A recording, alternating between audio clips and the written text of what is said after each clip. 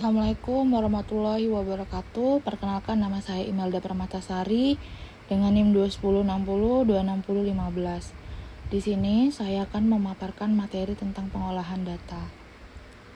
Dalam materi pengolahan data ini saya membawakan 8 bab yang berkaitan dengan pengolahan data. Yang pertama ada pendahuluan, yang kedua ada pengumpulan data, yang ketiga ada pembersihan dan persiapan data, yang keempat ada analisis deskriptif, yang kelima ada analisis kualitatif, yang keenam analisis kuantitatif, yang ketujuh penggunaan perangkat lunak analisis data, dan yang kedelapan ada interpretasi dan pelaporan hasil. Pada bab pendahuluan berisi yang pertama ada definisi pengolahan data. Pengolahan data adalah proses sistematis untuk mengubah data mentah menjadi bentuk yang lebih berguna dan bermakna. Ini melibatkan serangkaian langkah seperti pengumpulan, pembersihan, transformasi, analisis, dan interpretasi data. Tujuan utamanya adalah untuk mendapatkan informasi yang bermakna yang dapat digunakan untuk membuat keputusan yang tepat. Lalu ada tujuan dan manfaat pengolahan data. Tujuan utama dari pengolahan data adalah untuk mendapatkan wawasan yang lebih baik tentang fenomena yang diamati dan mendukung pengambilan keputusan yang didasarkan pada bukti. Manfaat dari pengolahan data termasuk meningkatkan efisiensi dan efektivitas dalam pengambilan keputusan, mengidentifikasi pola atau tren yang mungkin tersembunyi dalam data, dan mengurangi risiko kesalahan dalam pengambilan keputusan. Lalu selanjutnya ada proses pengolahan data. Proses pengolahan data terdiri dari beberapa langkah yang sistematis. Langkah-langkah tersebut meliputi yang pertama ada pengumpulan data, yaitu mendapatkan data mentah dari sumbernya. Lalu yang kedua ada pembersihan data, yaitu menyaring data untuk menghapus nilai yang hilang atau tidak valid.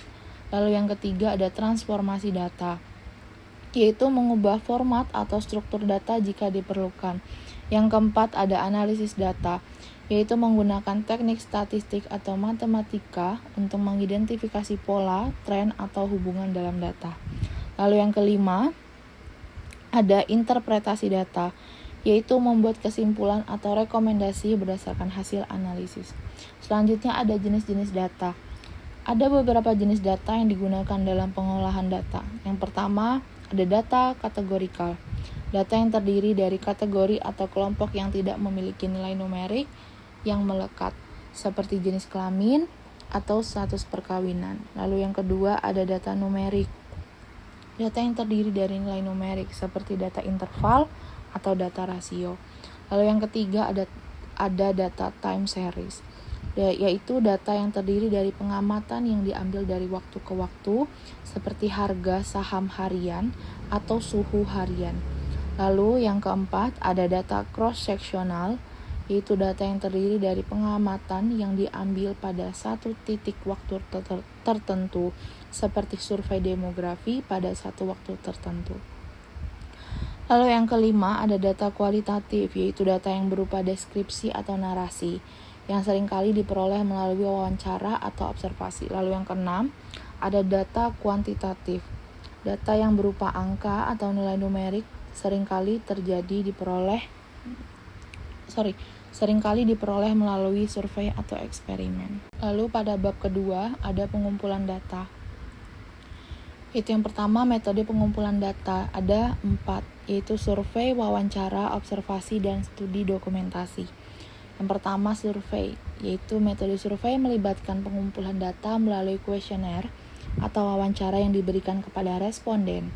Survei bisa dilakukan secara langsung atau face-to-face melalui telepon ataupun daring. Lalu yang kedua ada wawancara. Wawancara melibatkan interaksi langsung antara peneliti dan responden untuk mendapatkan informasi. Wawancara bisa terstruktur atau pertanyaannya telah ditentukan sebelumnya atau tak terstruktur, yaitu diskusi bebas. Lalu yang ketiga ada observasi.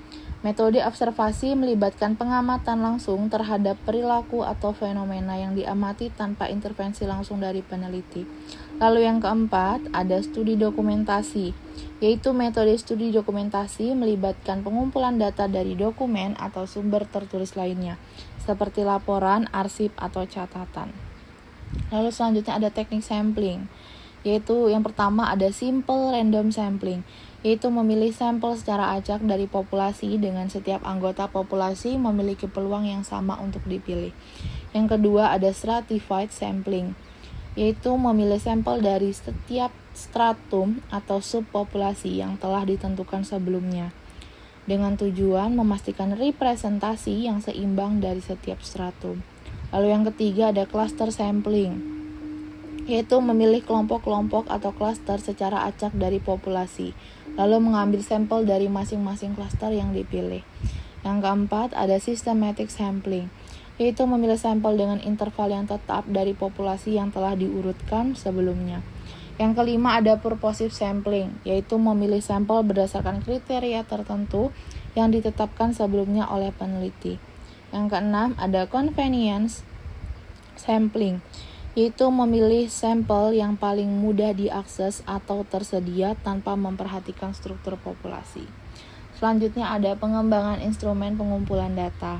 Yang pertama ada questionnaire, instrumen tertulis yang berisi daftar pertanyaan yang ditujukan kepada responden untuk diisi secara mandiri. Lalu yang kedua ada pedoman wawancara, yaitu panduan yang berisi daftar pertanyaan atau topik yang akan dibahas selama wawancara. Yang ketiga ada observasi struktural, yaitu panduan yang digunakan oleh peneliti selama pengamatan untuk mencatat perilaku atau kejadian yang diamati. Lalu yang keempat ada tes atau kuesioner yang telah diuji. Instrumen yang telah diuji, kehandalannya dan validitasnya sebelum digunakan. Selanjutnya ada validitas dan reliabilitas data. Yang pertama ada validitas data, yaitu merujuk pada sejauh mana data mengukur apa yang seharusnya diukur. Validitas data dapat ditingkatkan dengan menggunakan instrumen pengumpulan data yang tepat dan memastikan bahwa data yang dikumpulkan relevan dengan tujuan penelitian. Selanjutnya ada reliabilitas data, yaitu merujuk pada konsistensi atau keandalan data dalam mengukur fenomena yang sama.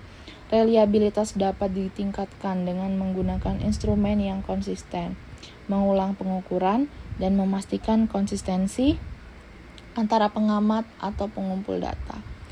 Lalu pada bab yang ketiga ada pembersihan dan persiapan data. Yang pertama ada identifikasi dan penanganan data yang hilang atau tidak valid. Identifikasi adalah langkah pertama untuk mengidentifikasi nilai yang hilang atau tidak valid dalam data. Ini dapat dilakukan dengan melakukan pemeriksaan visual atau menggunakan perangkat lunak analisis data. Lalu yang kedua ada penanganan. Setelah nilai yang hilang atau tidak valid diidentifikasi, langkah selanjutnya adalah menangani data tersebut. Ini bisa melibatkan pengisian nilai yang hilang dengan nilai yang masuk akal berdasarkan konteks data atau menghapus entry yang tidak valid. Selanjutnya ada transformasi data, yaitu berisi normalisasi dan standarisasi. Normalisasi adalah proses mengubah nilai-nilai dalam data ke dalam rentang yang spesifik, seperti rentang 0 hingga 1. Ini sering digunakan untuk memastikan bahwa variabel dengan skala yang berbeda memiliki pengaruh yang seimbang dalam analisis. Lalu yang kedua ada standarisasi. Standarisasi adalah proses mengubah distribusi nilai dalam data sehingga memiliki mean 0 dan deviasi standar 1. Ini berguna dalam analisis regresi atau klasifikasi di mana asumsi distribusi normal diperlukan. Selanjutnya ada pemfilteran data yang berisi penghapusan outlier dan penghapusan duplikat. Penghapusan outlier adalah penghapusan nilai ekstrim yang jauh berbeda dari sebagian besar nilai dalam dataset. Pemfilteran outlier melibatkan pengidentifikasian dan penghapusan nilai-nilai ini jika diperlukan. Selanjutnya ada penghapusan duplikat. Duplikat adalah entry dalam dataset yang identik atau sangat mirip. Penghapusan duplikat dapat dilakukan untuk menghindari duplikasi informasi dan memastikan keakuratan analisis. Selanjutnya ada integrasi data dari sumber yang berbeda. Integrasi data dari sumber yang berbeda melibatkan menggabungkan data dari beberapa sumber menjadi satu dataset yang komprehensif. Ini seringkali melibatkan pencocokan kolom atau baris data yang sesuai antara sumber-sumber tersebut, serta menangani konflik atau inkonsistensi dalam format atau struktur data. Selanjutnya pada bab keempat ada analisis deskriptif. Yang pertama, Ada statistik deskriptif. Statistik deskriptif adalah teknik analisis yang digunakan untuk merangkum dan menggambarkan karakteristik dasar dari sebuah dataset. Beberapa contoh statistik deskriptif yang umum digunakan meliputi yang pertama ada mean atau biasa disebut rata-rata. Nilai rata-rata dari semua observasi dalam dataset. Ini dihitung dengan menambahkan semua nilai dan membaginya dengan jumlah total observasi.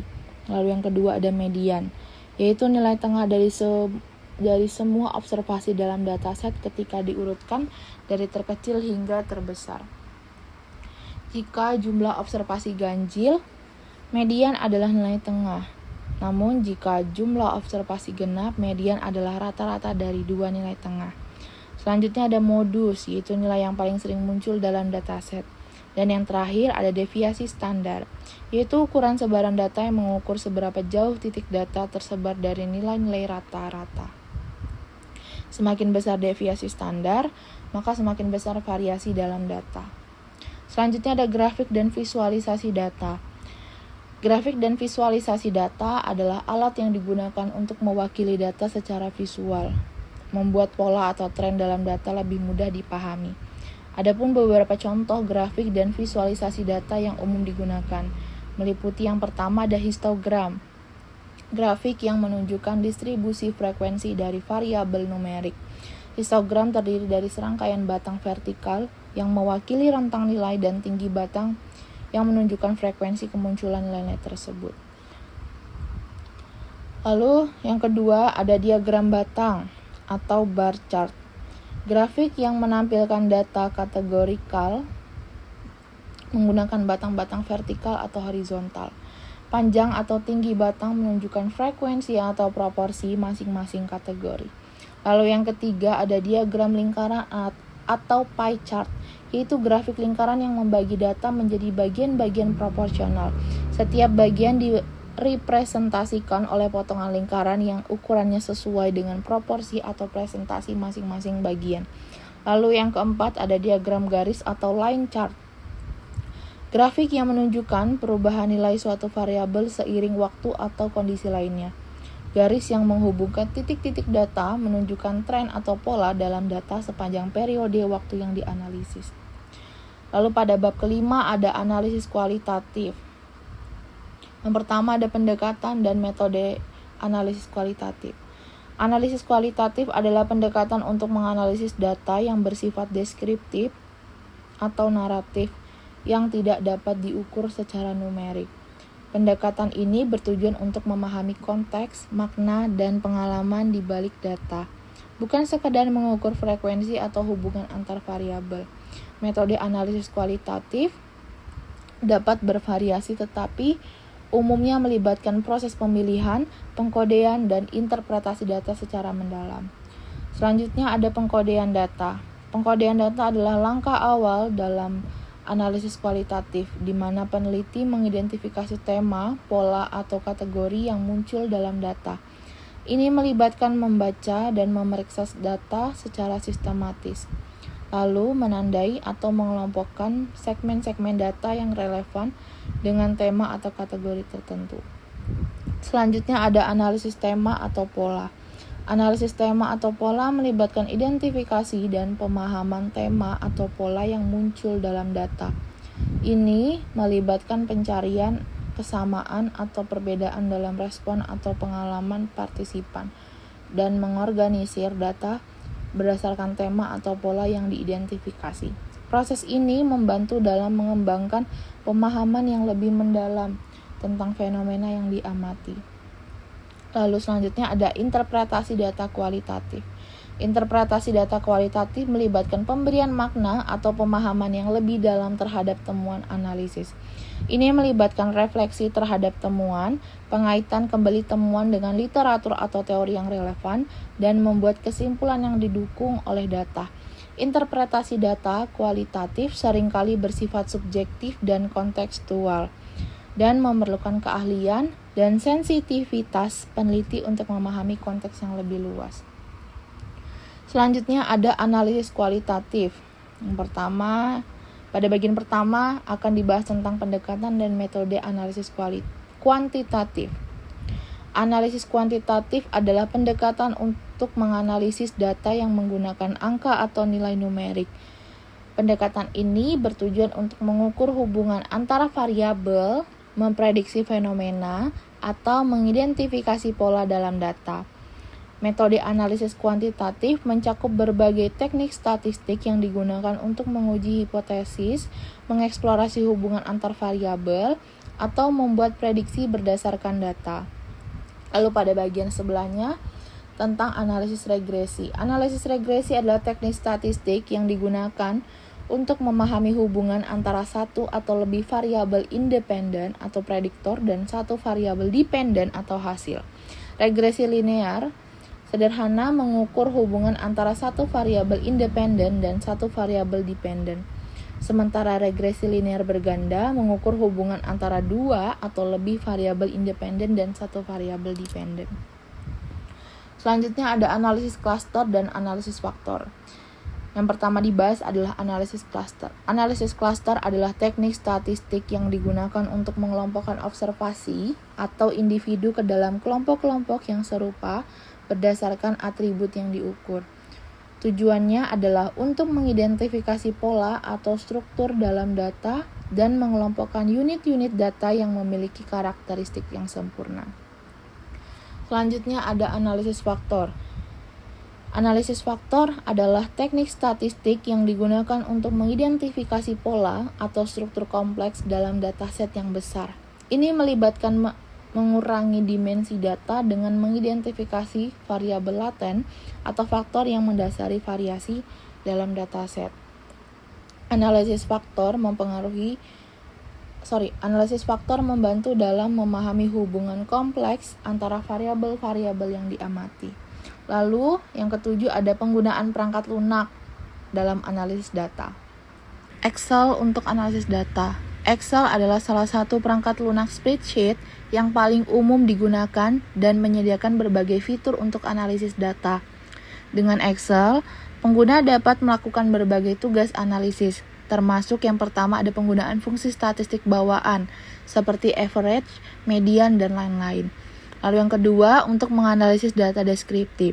Yang ketiga, untuk membuat grafik dan visualisasi data, seperti diagram batang, diagram lingkaran, atau grafik garis. Yang keempat, untuk menerapkan teknik analisis data yang lebih kompleks, seperti analisis regresi atau analisis variansi, dengan menggunakan add-in atau alat bantu tambahan. Lalu yang selanjutnya ada pengantar SPSS. SPSS atau Statistical Package for the Social Science adalah perangkat lunak yang digunakan untuk analisis statistik dan pengolahan data. SPSS menyediakan berbagai fitur dan alat untuk analisis data kuantitatif. Yang pertama, untuk penggunaan berbagai teknik statistik seperti uji T, analisis regresi, ANOVA, atau analisis faktor.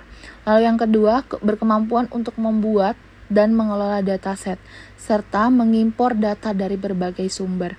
Lalu yang ketiga, ada visualisasi data dengan grafik dan tabel yang dapat disesuaikan. Yang keempat, ada automatisasi proses analisis dengan menggunakan sintaks atau skrip SPSS. Lalu pada bab yang ke-8, ada interpretasi dan pelaporan hasil. Yang pertama, ada kesimpulan dari analisis data. Interpretasi hasil analisis data melibatkan penarikan kesimpulan tentang temuan atau pola yang diidentifikasi selama proses analisis. Ini melibatkan evaluasi secara kritis terhadap hasil analisis, menafsirkan signifikansi statistik atau praktis dari temuan, dan merumuskan kesimpulan yang jelas dan berdasarkan bukti. Lalu selanjutnya ada rekomendasi dan implikasi. Setelah kesimpulan ditarik, langkah berikutnya adalah penyusunan rekomendasi dan implikasi berdasarkan temuan analisis. Ini melibatkan merumuskan saran atau langkah-langkah konkret yang dapat diambil berdasarkan hasil analisis untuk mencapai tujuan yang diinginkan atau memecahkan masalah yang diidentifikasi. Rekomendasi ini harus relevan, praktis, dan dapat diimplementasikan. Selanjutnya, ada penyusunan laporan dan presentasi. Yang pertama ada penyusunan laporan. Penyusunan laporan adalah tahap terakhir dalam proses interpretasi dan pelaporan hasil. Laporan harus disusun dengan jelas dan sistematis, mencakup ringkasan eksekutif, metodologi, temuan utama, analisis data, kesimpulan, rekomendasi, dan referensi. Laporan juga harus disajikan dengan format yang mudah dipahami dengan menggunakan grafik, tabel, dan visualisasi data yang sesuai. Lalu selanjutnya ada presentasi. Selain penyusunan laporan tertulis, hasil analisis data juga dapat dipresentasikan secara lisan kepada pemangku kepentingan atau audiens yang relevan. Presentasi harus disiapkan dengan baik, mengikuti struktur yang sama dengan laporan tertulis, dan menggunakan visualisasi data yang kuat untuk mendukung poin-poin kunci. Presentasi juga harus mengizinkan waktu untuk diskusi, pertanyaan, dan klarifikasi. Sekian dari materi tentang pengolahan data yang dapat saya sampaikan. Wassalamualaikum warahmatullahi wabarakatuh.